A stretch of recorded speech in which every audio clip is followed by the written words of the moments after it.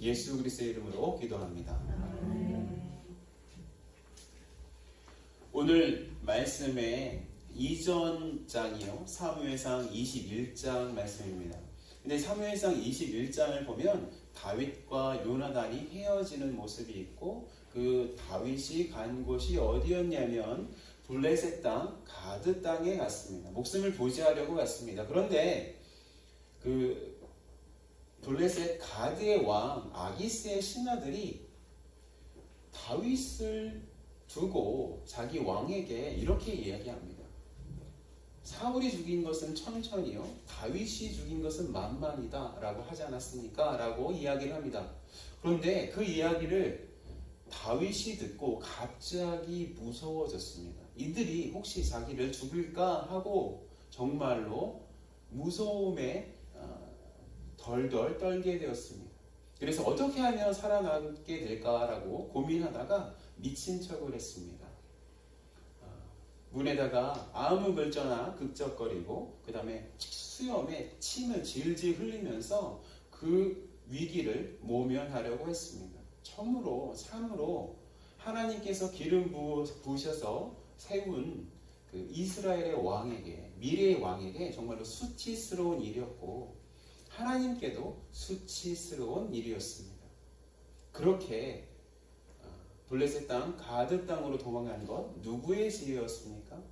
바로 다윗의 지혜였습니다. 하나님의 인도하심 따라서 간 것이 아니었습니다. 그런데 오늘 우리가 읽은 사무엘상 22장에서도 다윗은 자기의 지혜대로 움직이는 것을 볼 수 있습니다. 우선 블레셋 가드에서 도망친 장소가 어디라고 이야기하고 있습니까? 아둘람 굴이었습니다. 아둘람 굴이었어요. 근데 이 아둘람 굴이라는 게 이 성경 지리를 보면 이게 원래 하나님께서 그 아둘람이라는 지역을 유다 지파에게 주셨지만 그 당시 블레셋 그 사람들의 영향력 가운데 있었던 땅이었습니다. 그렇다면 지금 다윗이 아둘람 땅으로 도망간 것 하나님의 인도하심을 받고 간 것이었습니까? 아니면 살아남으려고 사울의 그 추격을 피해서 블레셋의 어떠한 영향력에 있는 아둘람으로 가면 살아남겠다라는 그런 생각 때문에 그곳에 간 것입니까? 바로 자신의 꾀, 자신이 생각할 때 아둘람으로 도망가면 살 수 있겠다라는 그 계산 때문에 아둘람으로 도망간 것이었습니다. 그러니까 지금 다윗이 지금 사무엘상 21장도 마찬가지고 사무엘상 22장도 마찬가지인데 이 다윗을 움직여가는 중요한 그 주제가 무엇이었습니까? 어떤 기준으로 다윗은 자신의 행보를 이어갔습니까? 그것은 바로 생존이었습니다. 생존이었습니다. 이렇게 생존 때문에 움직여가는 다윗에게 이 아둘람 굴에 있었는데 어떤 사람들이 왔습니까? 자신의 가족들이 왔어요. 그리고 또 아울러서 400명이 넘는 빚진 자, 원통한 자, 쫓긴 자가 다윗에게 이제 찾아온 것입니다. 그래서 다윗은 이 자기에게 찾아온 사람들은 물리칠 수는 없으니까 그래서 그들과 함께 살기로 결정했던 것입니다. 그런데 다윗이 받았던 그 압박이 얼마나 클지 우리는 금방 이해할 수 있을 것입니다. 여러분, 원래 히브리 사고방식에서 사람을 셀 때 누구만 셌습니까? 성인 남자만 셌습니다. 그러니까 성인 남자 400이니까 딸린 식구들 이렇게 카운트해 보면 좋게 800명이 넘는 사람들이 찾아온 것입니다. 자기의 몸도 제대로 가누지 못하는 다윗에게 이 800명이라는 분식구가 딱 생겨버린 것이에요. 그래서 자기의 그 목숨도 겨우 이어가고 있는 다윗에게 상처나 있고 환난당해 있고 빚진 사람 800명을 책임졌어야 했습니다. 이 책임지는 이 결정을 하려고 보니까 이제 다윗은 어떤 결정을 또 해요? 모압 땅 가운데 들어가는 결정을 합니다. 모압 땅 가운데 들어갔을 때도 다윗이 움직인 기준 무엇이었습니까? 생존이었습니다. 생존이 그에게 가장 중요한 가치였다는 것입니다. 다윗이 모압 땅으로 들어가게 된 배경을 살펴보면 여러분 다윗의 증조부 있잖아요. 증조 할머니 있잖아요. 증조 할머니가 누구예요? 우리 룻기에서 누가 나오죠? 룻이 모압 여인으로 나오고 있습니다. 그러니까 다윗의 아버지의 할머니가 모압 여인 룻이었습니다. 그러니까 다윗이 생각할 때 모압 땅으로 들어가면 설사 그 모압 땅이 이방인 땅이고 하나님을 믿지 않는 땅이지만 자기와 혈연적 관계가 있기 때문에 블레셋 가드처럼 자신의 목숨은 위협하지 않을 것이라는 그 계산이 누구에게 있었던 것입니까? 다윗에게 있던 것입니다. 그러니까 이것도 다윗의 생존 본능 때문에 생존이라는 그 기준 때문에 다윗이 움직여 갔던 것을 우리는 알 수가 있는 것입니다. 여러분 그렇다면 이스라엘의 또 다른 리더인 사울은 그 삶을 어떤 기준으로 결정하며 살고 있었습니까? 지금 사무엘상 21장과 사무엘상 22장 모두가 어떠한 내용이냐면 어떠한 것을 보여주냐면 이스라엘 전체의 위기를 보여주고 있는 것입니다. 이스라엘을 지금 책임지고 있는 대표적인 리더 두 사람이 흔들리고 있는 것입니다. 한 사람은 다윗이라는 사람은 생존 때문에 하나님과 연관되어서 움직여 나가고 있지 않고 사울은 우리가 본문을 읽을 듯이 그 삶을 자신의 욕심을 채우기 위한 그 기준을 삼아서 결정해 나가고 있었다는 것 우리는 쉽게 발견할 수 있는 것입니다. 사울의 최대의 욕심이 무엇이었습니까? 사울의 최대의 욕심은 바로 자신의 왕의 권력을 계속해서 강화하고 유지시키는 것이었습니다. 그런 사울의 욕심을 방해하는 최대의 난적은 누구였습니까? 다윗이었습니다. 사울과 다윗은요, 자기 다음에 누가 왕이 될 줄 미리 알았습니다. 우리가 성경을 쭉 읽어보면 이미 사울과 요나단이 다윗이 자기 다음에, 즉 사울 다음에 왕이 될 줄 알았다는 것을 우리는 파악할 수 있습니다. 자기의 가문이 왕으로서 계속해서 이어가야 하는데 그것이 사울의 욕심이었습니다. 그런데 자신의 자식도 아닌 다윗이 왕이 되는 것 정말로 사울은 싫었을 것입니다. 그리고 사울이 더 싫어하고 더 두려워하는 것이 있었습니다. 무엇이었을까요? 그건 뭐냐면 혹시 다윗이 자신을 죽이고 자기가 살았을 때 자기를 살해하고 왕이 되는 것은 아닌가라는 생각이었습니다. 그렇다면 그는 그 두려움의 근원을 애초부터 없애버리는 것이 가장 좋은 판단이라고 여긴 것입니다. 그래서 다윗을 추격하기 시작했습니다. 그런데 다윗이 어떻게 됐습니까? 사울의 눈에서 잠깐 동안 사라지게 되었습니다. 어디로 도망갔기 때문이에요? 블레셋 땅 가운데 도망가기도 했고 아둘람 굴 가운데서 살기도 했고 또 모압 땅 가운데서 이렇게 유다 땅 이스라엘의 지경에 들어오지 않고 지금 이방인 땅 가운데서 지금 흘러가고 있기 때문에 당장 사울은 다윗을 보지 못했던 것입니다. 그 당시에 다윗을 보지 못하는 이 당시에는 마음이 조금 시원했을 거예요. 다윗 보지 않으니까 다윗의 소식 들리지 않으니까 참 마음이 평안하다 이렇게 생각되었습니다. 그런데 어떤 일이 일어났습니까? 다윗이 유다 땅 가운데 나타난 것입니다. 그러니까 이제 사울이 자신의 갖고 있는 그 두려움, 이 두려움이 일어난 것입니다. 혹시 다윗이 자신의 왕위를 찬탈하면 어떻게 될까라는 그 두려움 때문에 이제 다윗을 사냥하는 그런 모습을 보여주고 있는 것입니다. 사울은 자신의 신하들을 모으고 그들을 다그치기 시작했습니다. 사울은 우선 너희 베냐민 지파 사람들아, 지금 너희가 같은 지파의 왕인 내 밑에서 천부장도 하고 백부장도 하고 내가 땅을 주어서 과수원도 주고 밭도 주고 그래서 지금 먹고 살고 있는데 이스라엘의 그 고위층으로서 베냐민 사람들이 이렇게 잘 살고 있는데 이새의 아들이 왕이 되면 그런 거 너희들에게 허락하겠느냐? 라고 이야기합니다. 사울이 지금 이스라엘 사람들 중에 이 베냐민 사람들 가운데 어떤 부분을 지금 자극하고 있는 것입니까? 욕심이라는 부분을 자극하고 있는 것입니다.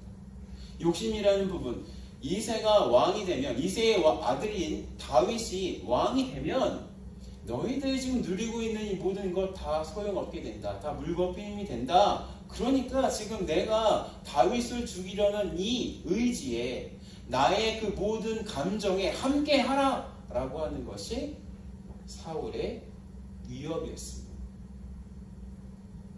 그리고 또 사울은 신하들을 더욱더 몰아붙이는데 어떻게 몰아붙이냐면 신하들 보고 너희들 모두 다 배신자다, 반역자다 라고 위협하는 것입니다. 너희가 다 공모했기 때문에 자신의 아들 요나단이 다윗과 맹세했을 때 그 사실을 자기에게 고발하는 자가 하나도 없고 또 자기 아들이 지금 사울은 이 피해 망상 가운데 들어가 있는 것입니다. 자기 아들조차 다윗과 친했기 때문에 자기 아들이 이 군사 하나 매복시켜 놓고 자기를 죽이려고 한다라고 그렇게까지 이야기를 하는 것입니다. 이런 모든 위협 다 거짓이었습니다. 그렇죠? 다윗과 요나단이 맺은 그 언약, 어떤 언약이었습니까? 평화의 언약이었습니다. 절대로 두 집안 사이에, 다윗의 집안과 요나단의 집안 사이에 서로 죽이는 일이 없게끔 하자. 평생토록, 영원토록 세대가 지나면 지날수록 서로가 돕고 살자는 그런 언약을 다윗과 요나단 사이에 맺은 것이었습니다.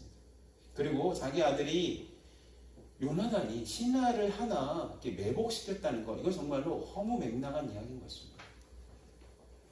이런 사울의 욕심, 이런 사울의 그 두려움, 너무나도 잘 파악한 사람이 있었습니다. 그 사람이 누구였습니까? 사울의 목자장이었던 도액이라는 사람이었습니다. 이 사람은 다윗이 녹당 가운데, 즉 제사장 가운데 이제 피했을 때 거기에 있었던 사람이었습니다. 도액은 사울이 자신의 욕심에 눈이 멀어서 거짓말로 신하들을 위협하자 그 자신도 거짓말로 녹당에서 여호와의 제사장인 아히멜렉이 다윗이 할 일을 주님께 여쭤보고 먹을 것도 주고 블레셋 사람 골리앗의 칼도 주었다고 했습니다. 요 도액이 했던 말 전부 다 거짓말은 아닙니다. 그런데 참 이 거짓말 중에서도 가장 강력한 위력을 발휘하는 거짓말이 있는데 partially truth, 어떤 부분적으로는 맞는 말인데 그것을 자기 입맛대로 조금만 가공해서 그것을 사람들에게 딱 전했을 때 그 거짓말은 정말로 큰 위력을 발생하게 만듭니다. 이 아히멜렉이 이렇게 얘기한 것입니다. 도액이 이렇게 얘기한 것입니다. 아히멜렉이 일부러 하나님께 사울을 죽일 것을 물어보고 나서 사울을 죽일 힘을 위해서 먹을 것도 주고 사울을 죽일 무기도 주었다는 식으로 이렇게 얘기한 것입니다.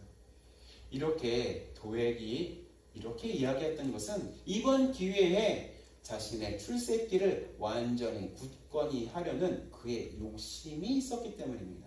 그래서 도액은 여호와의 제사장들을 사울의 화풀이 대상으로 던져주어서 자기를 향한 신임을 유지하려고 했던 것입니다. 그렇게 도액이 사울에게 그 화풀이 대상으로 아히멜렉 제사장을 던져주자 사울은 아히멜렉과 그 집에 있는 모든 제사장들을 자기에게 불려올렸습니다. 그리고 아히멜렉에게 왜 이새의 아들과 공모해서 자신을 죽이려고 떡과 칼을 주고 그를 위해서 하나님께 기도했느냐고 다그쳤습니다. 그러자 아무것도 모르는 순진한 아히멜렉은 자신의 무죄함을 항변했지만 사울의 욕심과 도액의 욕심이 합쳐져서 만들어낸 최고의 악함, 최고의 거짓 앞에 힘없이 무너져 버렸습니다.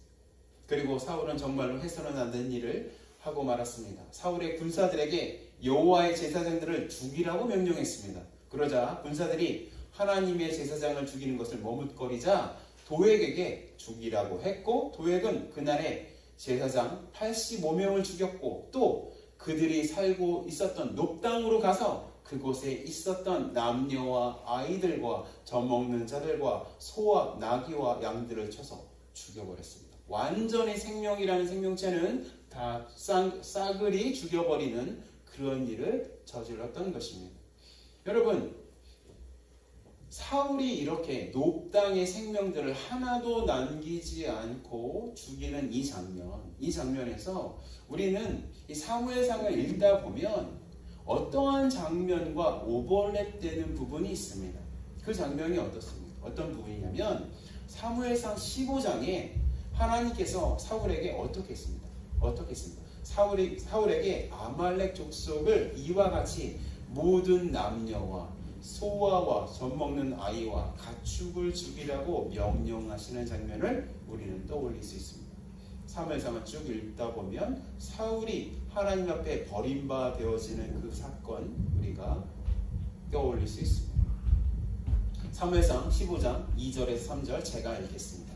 만군의 여호와께서 이같이 말씀하시기를 아말렉이 이스라엘에게 행한 일 곧 애굽에서 나올 때에 길에서 대적한 일로 내가 그들을 벌하노니 지금 가서 아말렉을 쳐서 그들의 모든 소유를 남기지 말고 진멸하되 남녀와 소아와 젖먹는 아이와 우양과 낙타와 나귀를 죽이라 하셨나이다 하니, 하나님께서 사울에게 아말렉을 진멸하라고 명령하셨을 그 당시에 사울은 하나님께서 명령하신 것을 제대로 지키지 않았습니다.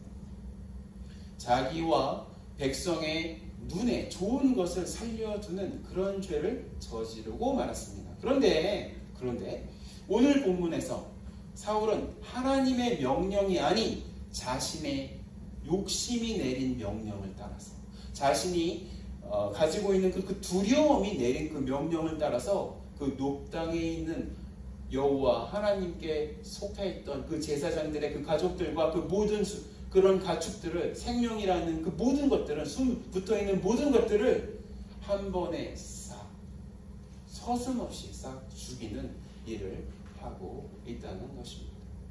제가 오늘 본문을 읽을 때, 사무엘상 22장을 읽을 때 특별히 17절에 눈에 확 들어오는 단어가 있었습니다. 제가 본문 17장을 읽어드리겠습니다. 왕이 좌우의 호위병에게 이르되 돌아가서 여호와의 제사장들을 죽이래요.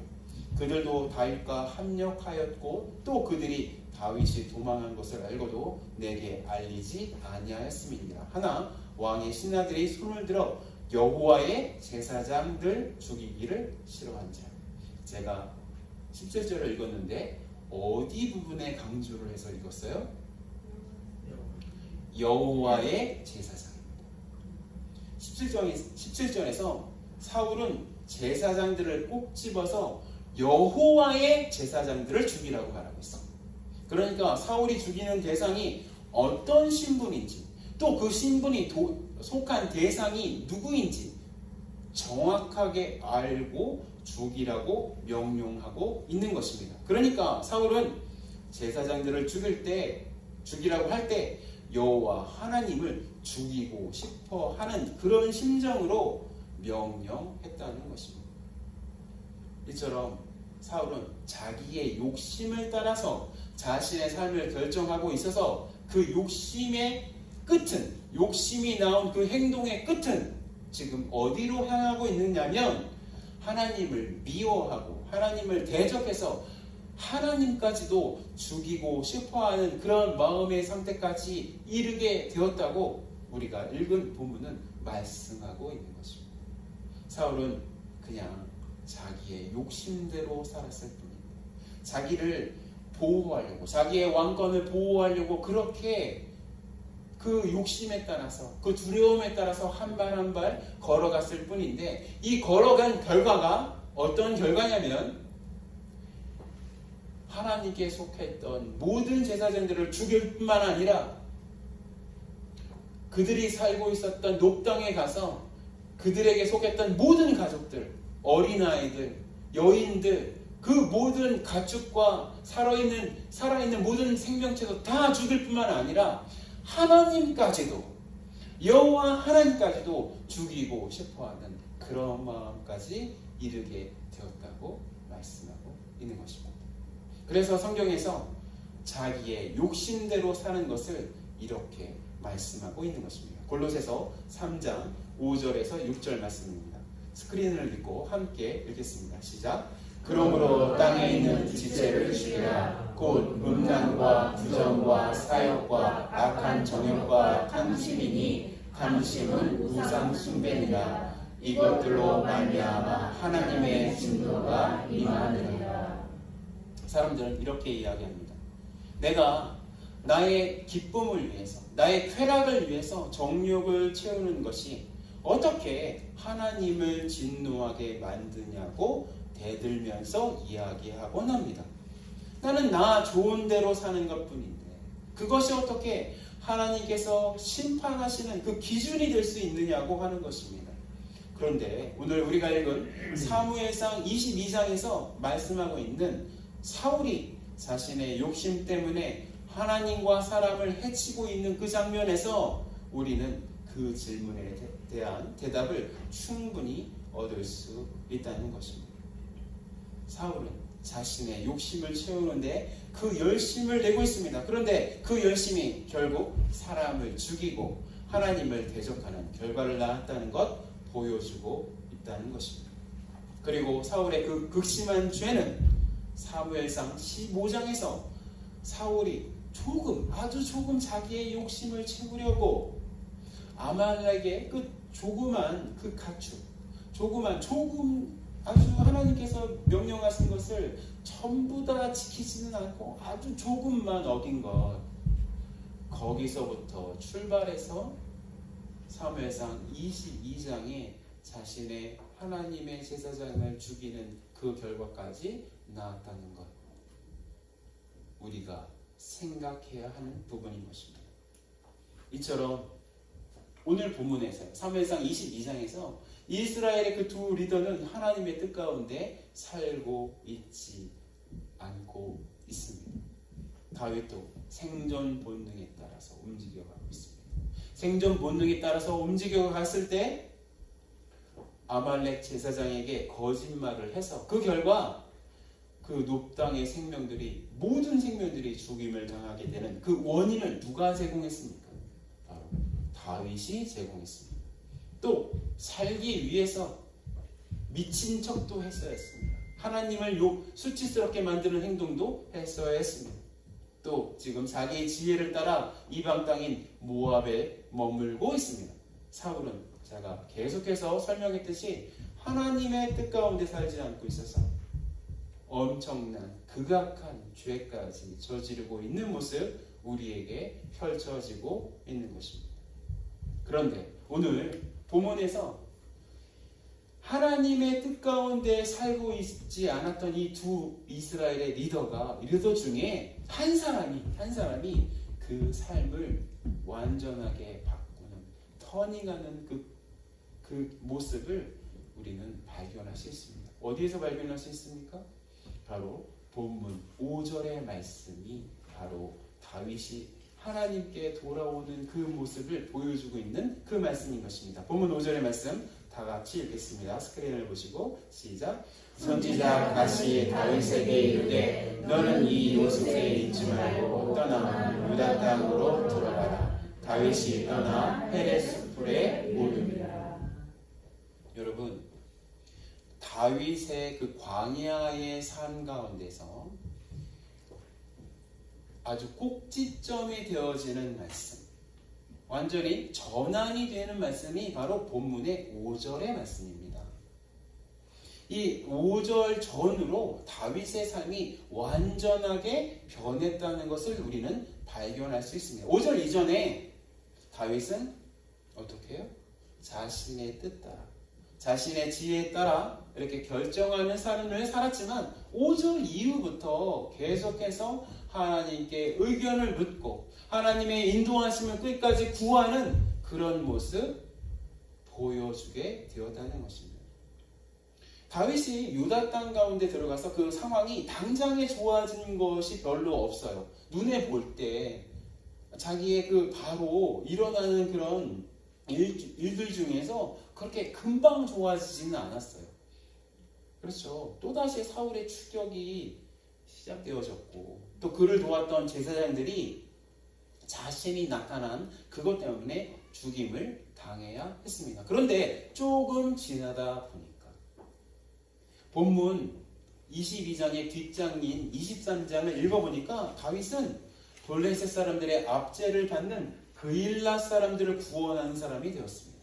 또 좀 더 지나가다 보니까 사울을 죽일 기회가 있었으나 그를 멋지게 살려주어서 그 당시 이스라엘 백성의 은근한 응원을 받는 그런 사람이 될 수 있었습니다. 그렇게 될 수 있는 그 최초의 그 계기가 되는 말씀이 몇 절이라고요? 바로 본절의 5절의 말씀인 것입니다. 그러니까 다윗이 하나님의 말씀에 순종해서 유다 땅으로 이동했던 것 자체가 다윗의 삶을 완전하게 바뀌게 하는 그런 계기가 되었다는 말씀입니다. 그리고 제가 이 본문을 쭉 설명하고 해석했는데요. 그렇다면 오늘 우리가 읽은 말씀, 우리의 삶에 어떻게 적용할 수 있을까요? 첫 번째로는요, 흔들리고 헤맬 때도 주님의 뜻을 끝까지 구해야 한다는 것입니다. 우리 대지를 함께 읽겠습니다. 시작. 흔들리고 헤맬 때도 주님의 뜻을 끝까지 구해야 한다. 네, 맞습니다. 우리가 살고 있는 이 미국 땅에서요, 우리는 어떻게 행동하고 있냐면 5절 이전에 다윗처럼 살고 있을 때가 많이 있습니다. 다윗이 아무것도 가진 것이 없는 채로 그저 자신의 생존을 위해서 그렇게 거짓말하고 다른 사람들에게 수치를 당하는 것처럼 우리도 살아남으려고 다윗처럼 거짓말하고 다른 사람에게 피해를 입히고 또 다른 사람들에게 또다시 수치를 당하는 삶을 살고 있다는 것입니다. 그런 모습을 보일 때가 많다는 것입니다. 생존이라는 것이 가장 중요한 가치이기 때문에 어제까지 잘 지내던 사람과도 관계를 쉽게 끊어버리고 자기에게 먹을 것과 살 것을 제공해 준다는 새로운 사람이 나타나면, 새로운 장소가 나타나면, 새로운 공동체가 나타나면 언제든지 그 사람과 함께 할 수 있는 상태가 우리의 상태일 수 있다는 것입니다. 그런데 오늘 본문을 읽어보니까 다윗이 그렇게 생존 본능대로 살고 있음에도 불구하고 주님은 다윗을 용납하시고 계시다는 것 우리는 느낄 수 있습니다. 다윗은 하나님께서 먹을 것과 잠잘 곳을 제공해 주실 수 있고 또 보호해 주실 수 있는 분임을 믿지 못하고 있습니다. 그래서 그는 자신의 힘으로 어떻게든 살아남으려고 발버둥치고 있습니다. 그런 다윗을 하나님께서 용납해 주시는 것입니다. 품어주시는 것입니다. 그와 같이 우리도 하나님을 온전히 믿지 못해서 그렇게 생존 본능으로 살고 있지만 하나님 여기까지 이곳까지 여러분 용납해 주시지 않으셨습니까? 여러분들을 받아주시지 않으셨습니까? 그런데 하나님께서 그렇게 생존 모드로 살아가는 다윗에게 유다 땅으로 들어가라고 말씀하시듯이 생존 본능으로 생존 모드로 살아가는 우리를 향해서도 말씀하신다는 것입니다. 이제 나의 품으로 올 때가 됐다. 나의 뜻 가운데 살 때가 됐다 라고 말씀하시는 것입니다. 5절의 말씀이 다윗을 향한 말씀일 뿐만 아니라 우리를 향한, 우리 각 사람을 향한 하나님의 말씀으로 우리는 받아들여야 하는 것입니다. 다윗이 하나님의 말씀을 듣고 순종했을 때 비록 그의 광야의 시간이 끝나는 것은 아니었습니다. 이것은 다윗의 광야의 시간에 아주 처음 일어났던 일입니다. 앞으로 그 광야의 시간을 다윗은 오랫동안 살아내야 합니다. 그렇지만 그가 이 5절 말씀 이후부터 하나님께 순종하는 법을 배워나갔다는 것, 우리도 생각해야 하는 것입니다. 다윗이요, 이 생존 모드로 살고 있다가, 그리고 이제 자기에게 한 몇백 명의 사람들이 이제 찾아와서 이 도저히 이제 감당이 안 됐다는 것을 이제 깨달았던 것 같습니다. 그래서 이 모압 땅으로 가가지고 모압 왕에게 했던 말이 있습니다. 뭐라고 하냐면 3절에 이렇게 얘기하고 있습니다. 다 같이 읽겠습니다. 시작. 다윗이 거기서 모압 미스베로 가서 모압 왕에게 이르되 하나님이 나를 위하여 어떻게 하실지를 내가 알기까지 나의 부모가 나와서 당신들과 함께 있게 하기를 청하나이다 하고, 지금 다윗이 완전하게 하나님의 뜻 가운데 이제 순종하고 있는 것은 아니에요. 그래서 자신의 그 지혜대로 모압 땅 가운데 들어갔어요. 근데 모압 땅 가운데 들어갔던 이유가 하나님의 뜻을 구하기 위해서 들어가는 것입니다.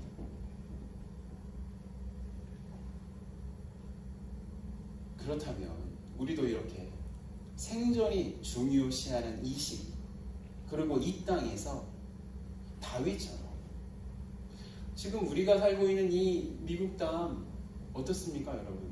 모압 땅처럼 느껴지지 않습니까? 블레셋 땅처럼 느끼지 않습니까? 광야처럼 느끼지 않습니까? 그런데 이 모압 땅 가운데 있을 때 주님 우리에게 뭐라고 말씀하시는 거예요? 나의 뜻을 구해라. 나의 뜻이 무엇인지 그것을 듣고 그것에 순종해서 살 길을 찾아라 라고 말씀하시는 것입니다. 하나님께서 반드시 그렇게 묻는 사람들에게 살 길을 보여주시는 것입니다. 그리고 우리가 그 길로 갈 때야 우리는 분명히 살게 될 것입니다. 당연하게 그 길은 어디를 향한 길입니까? 하나님을 향한 길입니다. 하나님의 공동체 안으로의 길입니다. 저번 주에도 말씀드렸듯이 구약에서 하나님의 나라는 어디라고 말씀드렸습니까? 이스라엘 지경이라고 말씀드렸습니다. 그래서 이스라엘의 그 선조였던 아브라함에게도 가나안 땅을 떠나지 말고 계속해서 애굽 땅으로 들어갔을 때 고난을 주어서 가나안 땅으로 다시 불러 올리는 모습 우리는 읽을 수 있다고 말씀드렸습니다. 이처럼 우리가 살고 있는 이 미국 땅 안에서 하나님의 나라가 임하는 그 장소가 우선 우리의 가정이 되고 또한 교회가 되고 우리가 속한 공동체가 되어야 한다고 말씀드렸습니다.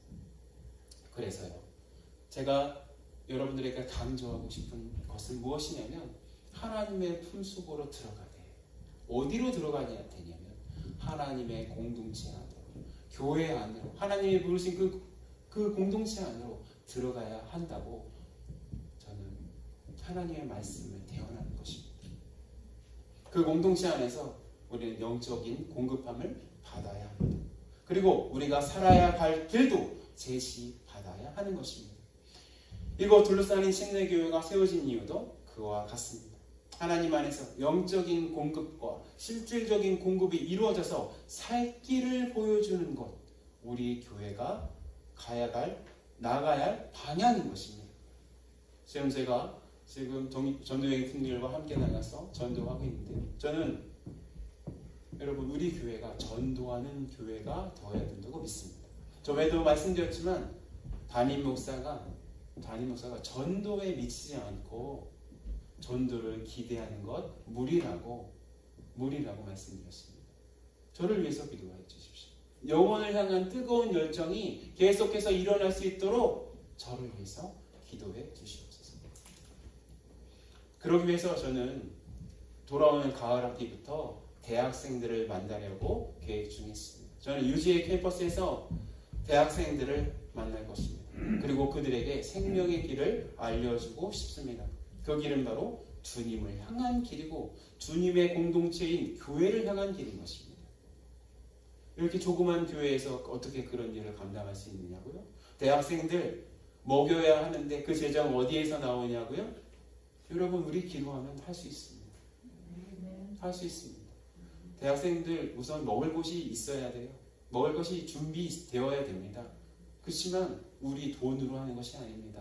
뜻이 있는 곳에 하나님께서 공급해 주실 줄 믿습니다. 두 번째로 적용하고 싶은 것은 욕심으로부터 오는 죄의 달콤함을 물리치고 하나님의 은혜의 달콤함에 빠지자는 것입니다. 이 대지를 함께 읽겠습니다. 욕심으로부터 오는 죄의 달콤함을 물리치고 하나님의 은혜의 달콤함에 빠지자. 우리는 사울처럼 권력이 있는 사람도 아닙니다. 그리고 다른 사람을 죽일 수 있는 권한도 없습니다. 그런데 우리도 사울처럼 우리의 욕심대로 살 수 있음을 인정해야 합니다. 우리 육신의 정욕이, 우리의 안목의 정욕이, 이생의 자랑이 우리 귀에 속삭이는 대로 우리는 우리의 삶을 결정할 때가 많이 있음을 인정해야 하는 것입니다. 우리의 욕심이 우리의 인생을 결정하는 것을 절대로 용납해서는 안 되겠습니다. 아멘. 아멘. 오직 하나님의 뜻이 우리의 인생을 결정하도록 해야 되는 것입니다. 제가 전도 여행을 팀들과 함께 하다가 그제였던 것 같습니다. 그제 시내에서 오는 차 안에서 어떻게 해서 무당들 이야기가 나왔습니다. 우리 윤 목사님께서 무당들 이야기를 좀 해주셨는데요. 무당들도 자신이 모시고 있는 그 신이 있잖아요. 그 귀신보다 여호와 하나님을 따르는 것이 옳다고 믿는다고 합니다. 이게 맞죠? 귀신들도 하나님을 인정한다는 야고보서의 말씀이 있습니다. 그런데 그 무당들이 과감하게 자신이 섬기고 있는 그 귀신을 버리지 못하고 하나님을 믿지 못하는 이유가 그 귀신을 섬김으로써 자기들이 받는 돈 때문이라는, 그 이익 때문이라는 이야기를 들었습니다. 만약에 하나님을 믿게 되면 지금까지 그 귀신이 벌어다주는 그 금전적인 이익이 끊어지기 때문에 비록 하나님을 믿는 것이 옳다고 생각은 하지만 그 귀신을 완전하게 끊어내지 못한다는 것입니다. 여러분, 귀신을 섬기는 무당의 이야기와 우리의 욕심대로 살고 싶은 우리의 성향과 너무나도 닮아 있는 것입니다. 우리도 어떤 죄에 빠져 살면 그 죄에서 빠져나오고 싶어하는 마음이 조금은 있습니다. 그런데 그 죄에서 빠져나오지 못하는 이유가 있습니다. 그것은 무엇일까요? 그 죄가 주는 이익 때문입니다. 사울도 자신의 죄를 알았을 것입니다. 그런데 그 죄에서 빠져나올 수 없었습니다. 왜냐하면 그 왕권이 주는 그 달콤함 때문이었습니다. 그 왕권이 주는 그 달콤함이 그가 다윗을 죽이려고 하는 그 충동을 계속해서 부추겼기 때문입니다. 왜 우리가 우리의 욕심대로 살면 죄를 짓습니까? 그 욕심대로 사는 그 죄가 너무나도 달콤하기 때문입니다. 그것을 우리가 너무나도 좋아하기 때문입니다. 그런데 하나님의 은혜는 우리가 욕심으로 짓는 그 죄의 달콤함보다 더욱더 달콤하다는 것입니다. 하나님의 은혜를 진짜로 맛본 사람은 자기가 추구했던 모든 욕심을 버리고 주님을 믿는 그 길로 향한다는 것입니다. 여기에 모여서 예배 드리는 분들 가운데서 아직까지 하나님의 은혜의 달콤함을 누리지 못하고 있는 분 계시다면 하나님께 부르짖어야 하는 것입니다. 하나님은요, 준비하고 계십니다. 은혜를 주시려고 준비하고 계십니다. 그리고 주님께서 그 은혜를 준비하고 계시다는 그 증거가 여러분들이 오늘 이 자리에 오셔서 저의 이 설교를 듣고 계시다는 것 그 자체가 바로 증거라는 것입니다. 세상에 우연은 없습니다. 세상은 우연이 없어요. 세상은 다 필연만 있습니다. 또한 그리스도인들에게는 하나님께서 계획하신 그 부르심만이 우리에게 있는 것입니다. 다윗이 여러분 결론 내겠습니다. 다윗은 생존 본능대로 살아가다가 하나님께 그 뜻을 여쭐 마음이 생겼습니다. 그래서 하나님께 기도한 결과 갓 선지자를 통해서 유다 땅으로 들어가는 말씀을 들었습니다. 그리고 그 이후로 다윗은 하나님의 뜻대로 사는 사람이 될 수 있었습니다. 사울은 자신의 왕권을 지키려는 그 욕심 따라 살다가 하나님을 죽이고 싶어하는 그런 마음의 상태까지 타락해버렸습니다. 그래서 욕심을 따라 사는 것은 하나님을 멸시하는 삶이고 하나님을 죽이고 싶어하는 삶임을 우리는 본문을 통해서 반드시 깨달아야 하는 것입니다. 그래서 우리는 환난 중에서도 우리를 인도하시는 하나님을 믿어야 합니다. 그 길로 갈 때만이 우리의 살 길임을 믿고 우리의 욕심대로 사는 것이 아니라 하나님의 은혜의 길대로 사는 것이 우리의 길임을 깨달아야 하는 것입니다. 그 진리를 깨닫는 우리 둘루스 한인 침례교회 성도들과 이 자리에서 예배드리는 모든 분들 되시길 예수 그리스도의 이름으로 축원합니다. 기도하시겠습니다.